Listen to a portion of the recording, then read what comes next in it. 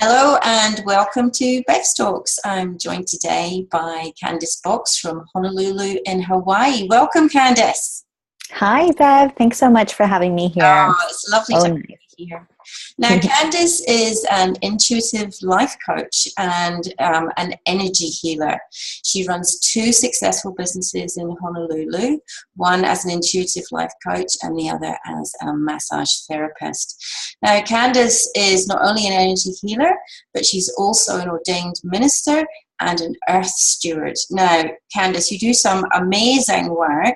Can you tell me and the listeners exactly what is an intuitive life coach and what do you do with people? Thanks, Bev. An intuitive life coach is someone who goes intricately into the spirituality of why things are the way they are, because there's literally this rhyme and reason of why we are doing the things we're doing.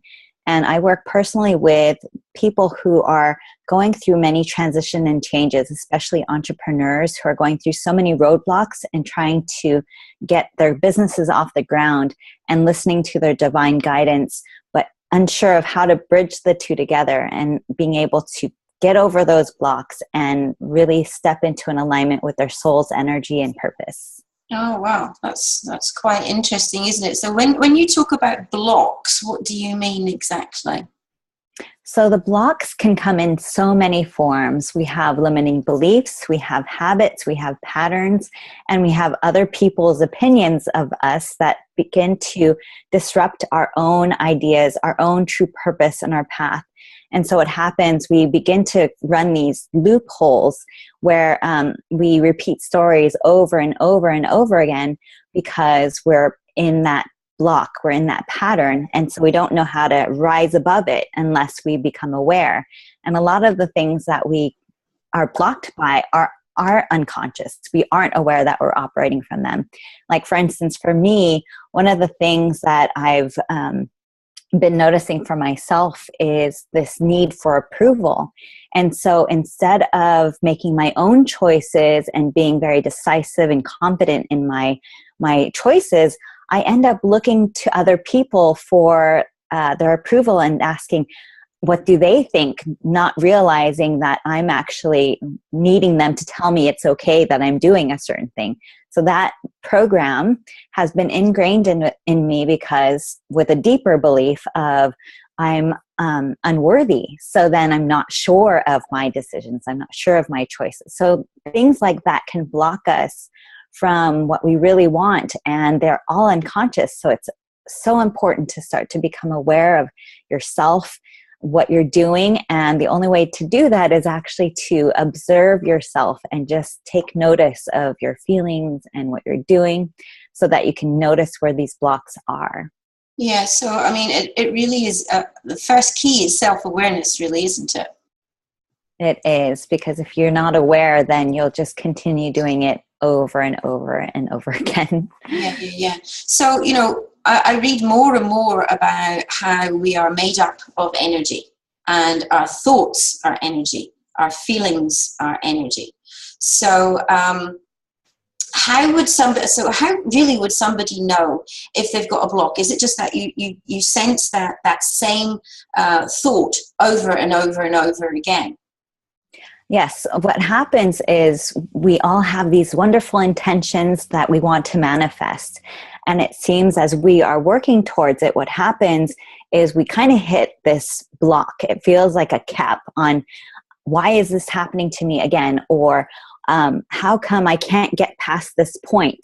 And that's where the block occurs. And it's because what you're living by has this authority over you, and you aren't able to see the actual other way because the way you've been being does not, it doesn't allow you to step out of that box to get that thing you want to manifest or be that person you want to be, because all you've ever known was living within that box. So to jump out of there is actually this huge energetic leap, which most people cannot overcome, because that means letting go of possibly friends, family, letting go of identities or roles of who we've been. So most of the time, people actually have to go through a crisis, whether it be health-wise or accidents or divorces or breakups, in order to shift their lives, and then they jump out of that box to get to where they want to be. But the more gentle way is to have a guide or a counselor or someone that can walk you through it, so you make the small steps so it doesn't have to be so tragic and crisis orientated. Yeah, so I mean, most people kind of think that life happens to them, don't they? And what most people don't realize, or should I say a lot of people don't realize, is that we are creating our own lives all the time. We think that life is happening to us. Oh, this is terrible. Blah, blah, blah. But we're actually creating what's happening in our own life because of those ingrained subconscious thoughts and feelings. Is that right? And the big part of that is we're programmed into that. It's literally our karma. That's why we have the families we have. And they've taught us what they've been taught from eons of their ancestors. And then we are shaped by that. And so we begin to operate from that, which then isn't really true to our own soul's true nature. And so when we want to step out of the box, those parts of us hold us back from where we really want to go, because we have to undo all of that. Yeah. So, a lot of people would go, oh, soul, I can't be doing with the soul, right? Because they think of everything as like, and this is the way that I used to be, right? It's like everything's scientific. You can't, it's a bit woo-woo talking about the soul, right? But we have more and more evidence these days, don't we, that everything really is, that thoughts go into your DNA. And you come in a certain way because of energy that has happened to you when you've been in utero. So what can you tell people about the science around this sort of stuff? Well, I love it because, there's, what's his name? Excuse me. It's at the tip of my tongue. Don't worry. Albert Einstein. Yeah, Albert Einstein. Yeah, he's quite famous. Yes, he's very famous, and he deals with energy, and he realized that everything is energy. And when you think about it, we're almost like the electrons, right, that are just floating around in space. And we connect with like-minded others. We are attracted, and we even are attracted to negativity sometimes. We're attracted to the groupings of how we be, and so therefore we attach to these things. And then there's also the different studies about playing music and how sand forms into these intricate designs. And that's actually what we really are, is all these energetic designs that then, like electrons, hook onto other people. We're all really connected, and we're just floating through the space. And so there's a lot of evidence out there, which I love, because it just shows how each religion, each culture, each teaching, even though people are saying different things, it really is very much the same. It's just a different take on it. Yeah, exactly. So I've been reading at the moment a book called Feelings Buried Alive, Never Die. I think it's Carol Truman. And she talks all about the science behind it. And then, of course, there's Bruce Lipton. Have you heard of Bruce Lipton? No, I have not. All right, yeah. So he wrote a book called The Biology of Belief. So can you think of any books that would be good for people to read about the kind of stuff that you do?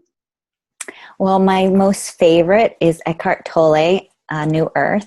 Yes. Yes, and it's just a great beginner's guide to understand the ego and begin to observe that there's this other aspect of us that runs the show, where we're the person sitting in the back seat until we decide to say, wait a minute, I'm not wanting the ego to do that anymore. I'm going to take the driver's seat and lead my life to where I'm supposed to go. Yeah. So how do people clear their own blocks? So clearing their own blocks it's not easy, because we have to become aware. We have to notice when our feelings are being out of whack, and where we do have a addiction to certain ways of being. Like a lot of people I've noticed have an addiction to negativity. They like to complain. They like to feel sorry for themselves. They like to be in victimhood. So to clear it is actually to be aware that you're actually doing these things, and then being able to actually train yourself. It's like reprogramming yourself to think a different way, and then going through the feelings and actually allowing yourself to feel. Because if you don't allow the feelings of the negativity of what you're experiencing, what's behind it, which might be anger, fear, or hurt, then you're not able to release it, because it'll keep coming up over and over again. Yeah. So it's awareness, then acceptance, and then changing it, which then clears the block. But if you're not aware, which is why I like to work with people to help make them become aware, to see where it is, and then they can start to work on it themselves. And it can actually be quite confronting, can't it? To recognize what your feelings actually are, because since I've started reading this book, I've been trying to be really aware of what my feelings are. So if I need to change them, I can. So, even something like, I thought the other day, oh my God, you're jealous of that. You're envious of that. And that's a horrible thing to actually think that you are. And I think, well, why am I like that? Okay, so that's something that I would like to work on, because I don't like those feelings when they come up, so it can be quite confronting. So what do you do to help people clear blocks? Well, I have been very blessed with learning about energy and the chakras, and I actually have developed different senses to see where those blocks are in the energetic field, as well as being able to channel information to understand where the root of those causes come from. So in my practice, I'm able to get to the root of the problem, also find it in their energetic field, and begin to release it, so that it begins to have a less overcoming effect on them. And then they can actually feel a little bit more freedom from it, and realizing it's there, work with it, understand it, because again, it's part of your basic life purpose of what you need to work on in this lifetime to overcome it and start choosing a different way. Yeah, and it was interesting what you said earlier, actually, about, most people, they suddenly want to change something because of a crisis that's happened in their life. They're suddenly aware of patterns that they've gone through. So like for me, for example, I split up from my husband about 18 months ago. And all the things that happened, you'd say, oh yeah, they're really, really awful. But it gave me a good boot up the backside to look at areas of my life, areas of myself that I needed to change and to work on, to create the life that I wanted to really live and to be the person that I wanted to be. So that was a hard way of doing it, but that was my silver lining to my cloud, as I feel that I've really progressed as a human being. So you have a program, is that right, Candice, that you do with people? How do you actually work with people? Tell us a bit about that. So I have learned many techniques, and I utilize two main techniques, which is one is the chakra energetic system and understanding the traumas that are housed within each. And so I actually energetically clear, like literally pull out cords that are stuck to people, or debris that's been left behind from divorces or, accidents, or anything that has been actually lodged into your energy system, in order to clear it that way. And then I also go into the soul records, which a lot of people call them Akashic records. And basically it's a history of your soul, and it ranges from, all your past lives to the here and now. And basically I channel the information and utilize my pendulum to find out what is really going on with you. Where did it first begin? And how is it affecting your life now? And who are the key characters, the players that you're enacting this scenario out in order to see more fully where it comes from. And then basically with prayer and intention, we both can set it free. And it actually is amazing, because some of the clients that are really sensitive to this, they feel more spacious. Others start to yawn. I yawn when I clear. Some people cough because the energy so dense it has to come out. Other people begin to cry, and or they get really irritated and angry, and we have to send that energy down into the earth to be transmuted. So there's so many ways that it all comes up, but it's fascinating to me. Yeah, well, it's fascinating to me as well. So what's your website called? It's called divinelyguidedcandice.com. Okay. And it's been a journey revamping my site. It's still in construction mode, but it will be up soon, which I'm grateful for. So if people wanted to find you, they can go to your site. Yes. And what about, do you have anything on Facebook or Twitter or anything like that?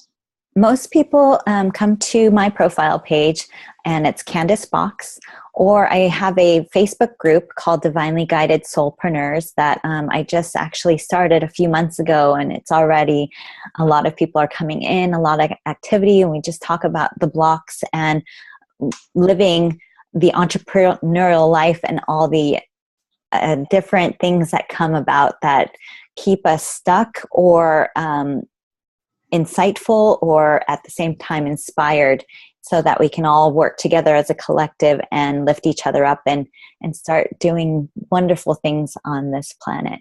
Yeah. Well, I certainly, like from an entrepreneurial point of view, I think, that you certainly come across so many confronting things, don't you? So many issues. And it's always nice to have somebody like you that can recognize, well, okay, let's try and shift this, let's move that, and help you move forward.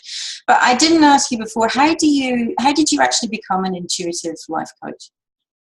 So it was awesome. I actually have I was seeing this woman who, in the time of my massage career, I was really tired of massaging. My body was very tired, lots of tiredness, and I needed a change. And I fell into a bit of a depression. And when I saw her, I was like, what should I do next? And she said energy. And I'm like, energy? And I never knew really anything about energy. And what happened a week later, a friend connected with me and said, I'm going to energy school. And I got that ping, it's like that, this is something you want to pay attention to, you want to listen to.